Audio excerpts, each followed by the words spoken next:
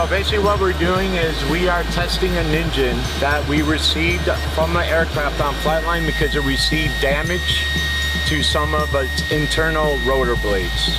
There's a couple of the blades that had damage to the blades from something that the engine ingested.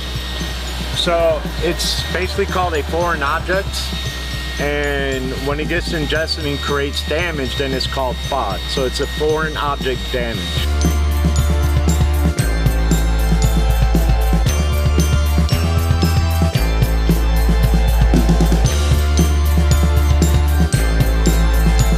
The run that we're doing now is called a break-in run, and the purpose of this run is we have installed new components on the engine that we have to slowly allow the rotating blades to touch and let it slowly wear in.